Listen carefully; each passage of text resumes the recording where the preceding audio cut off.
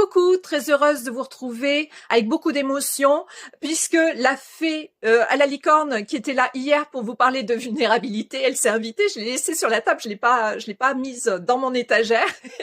Juste au moment où je déclenchais la vidéo, elle me fait coucou, je suis là, je n'ai pas encore fini de délivrer mes messages sur la vulnérabilité. Et en même temps, là, elle me demande de recoller son aile. Hein, si vous avez vu la vidéo d'hier, il y a un petit bout d'aile qu'elle avait perdu. Et elle me dit, c'est pas grave, on peut tout recoller, tous les morceaux peuvent se recoller. C'est comme dans la vie, tout est modifiable, on peut toujours tout arranger. Donc, dans la vulnérabilité, ce que j'entendais comme message, c'est aussi oser.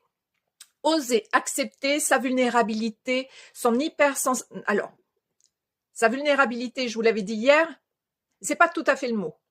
C'est oser accepter sa sensibilité, son hypersensibilité et voire même son empathie. Voilà, il y avait les trois. Là, il y avait un trio que ça s'embrouillait un petit peu dans ma tête. Donc tout ça, on peut le voir hein, comme des faiblesses, des handicaps. J'entends même ce mot parce que parfois ça nous emplit d'émotions, on sait pas trop quoi en faire et on peut être en résistance par rapport à ça. Et justement, je vous le dis à chaque fois, tout ce qui est résistance crée souffrance. D'ailleurs, ça rime. Là, c'est vraiment être dans l'acceptation de ça et baguette, transformation, les voir toutes comme des qualités, comme des forces. C'est ce qui fait votre unicité, c'est ce qui fait votre puissance. Après, c'est juste comment on canalise tout ça.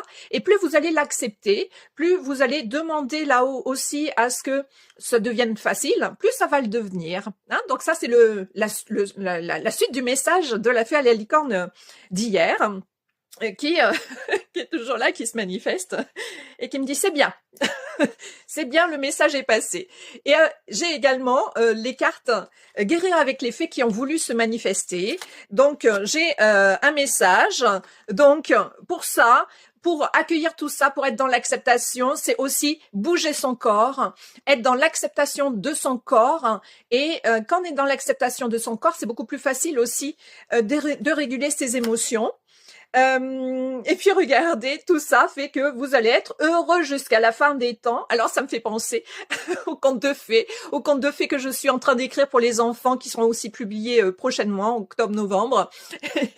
Et ils vécurent heureux, ils eurent beaucoup d'enfants, vous voyez, les contes de fées. En tout cas, cet heureux jusqu'à la fin des temps, c'est que effectivement, plus on est dans l'acceptation, mieux tout coule, mieux tout se déroule dans notre vie. À bientôt!